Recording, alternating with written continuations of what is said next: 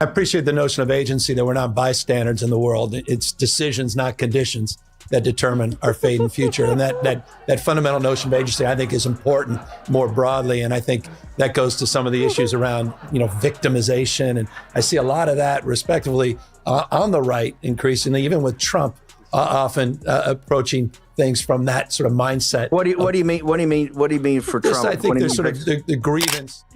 What I saw. Yeah. What it looked to me like he was negotiating with a deaf prosecutor. The conversation starts with a dangerous idea colliding head-on with modern politics: agency. The belief that we are shaped more by decisions than by conditions. But in today's political climate, especially on both the right and the left, grievance has replaced responsibility. What was once about solutions has turned into a competition over who's been wrong the most. And right as that pressure builds, the political cooker starts to hiss. Well, it's not his words when he speaks. Yeah. You have to watch him closely. And some genius decided not to film him any lower than the shoulder. Yes, did you? Yes. So what did he do? You couldn't see the hands. No, but he sent Morse code. Yes. Go back and watch it. Look at the blinking. Blink, look. Meet me at the house. Like, he's blinking. He's sending, I'm getting there. Hey, just so you know, I'm not wearing. The atmosphere didn't change slowly, it detonated. Gavin Newsom didn't calmly respond. He erupted. One unexpected reveal, one verbal pin pulled by Tyrus, and suddenly the entire dynamic collapsed.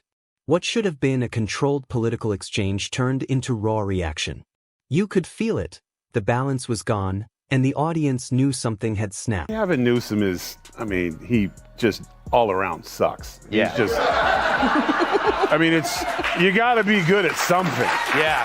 You gotta be good at something. You gotta, What is, there's clearly not one the governor thing ain't his thing. Yeah. Telling the truth is tough. So maybe he was gonna be a good comedian, because that's what happens to a lot of people. Acting doesn't work out, then they go into politics, and he's like, hey, I'll be a comedian. Turns out, sucks at that too. So I don't know. Maybe try carpentry. I don't know. But this wasn't about policy anymore. It was about composure. Newsom, usually polished and rehearsed, suddenly looked exposed. The anger wasn't subtle. It was visible in his tone, posture, and pacing. Meanwhile, Tyrus stayed calm, and that contrast made the moment even more brutal. Power hates being challenged publicly, and this challenge landed clean. I want some of this, then you do some of this, and I'll do some of that back to you, and then we'll do this, and then I'll pay you, and then we'll do it again. True. And then she kept saying, no. Okay, how about this? You do this one first, then we do this one, then we give a little back and forth. Watch closely. The camera angle mattered. The hands disappeared. The blinking increased. Viewers started noticing things Newsom couldn't control anymore. Once people sense panic, they don't let go. The moment wasn't just heard, it was felt. And once body language betrays you, no spin can put the mask back on. Full of I'm sorry, I'm confused. He's still governor, right? Yes. Yeah. So he could do something about it. That's the most irritating thing, is like, why did anyone say with a follow-up where he's like, the homeless situation is ridiculous? Follow-up question, aren't you governor? Yeah. Like, that's the difference. That's the difference between the radical left and President Trump. He'll talk about something as it. Here's the question that hit hardest. Isn't he still the governor? Complaining about homelessness, borders, and chaos while holding the exact office that could address them only deepen the exposure. This wasn't ideological anymore. It was practical. The gap between words and authority became impossible to ignore. And then, look, he's blinking, and then eventually the camera guy, realizing that he's signaling him, so he gets appalled, leans back, camera comes down, and then we're back to this. I'll do this for you, you do this for me a little. So he's saying whatever he's going to say. There it is, see? They couldn't hold him back. He's like, I'm not on film. Oh, I'm not, nope. Bring my hands up, bring him up, bring him up, bring him up, bring him up. He's playing with us. Meet me at my house, you get mine, I get yours, it'll work out. Politicians live in script mode, safe, filtered, polished. But reaction mode strips all of that away. And reaction mode never flatters anyone. The irritation came through raw and unfiltered. That's why the moment stuck. It wasn't rehearsed outrage.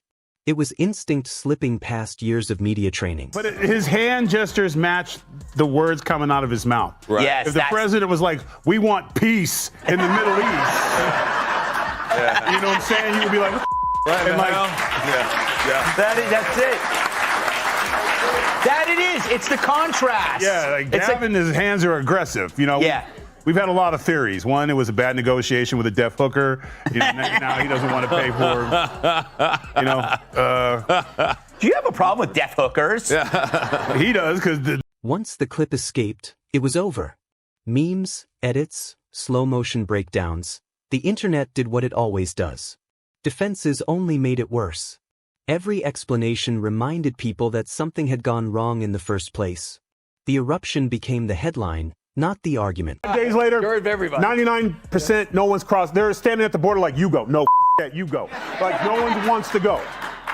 Newsom goes down there and says, oh, there's a problem. This is what we saw this in New York when he put, what's his name, that Blasio, the guy you really hate? When Yeah, Bill de Blasio. He put his wife in charge of the homeless, and there's $50 million still missing? Yeah. So this is another one of the left's money schemes where the guy who's in charge is saying, we need help, we need to figure out a way to do this. So they're going to make a committee. They already have bubonic plague in California. I remember Dr. Drew was going, there's bubonic plague back in California. This wasn't about left versus right. It was about pressure. Power accepts criticism in controlled environments, but exposure feels personal. That's why the reaction mattered more than the content. The polished image cracked, and for a brief moment, people saw behind the curtain, and they didn't forget. So we need to rethink everything, because the one thing about dementia or getting older, that the real you comes out. There's no more filters, the little Jiminy Cricket in your shoulder that says, don't say that, he died.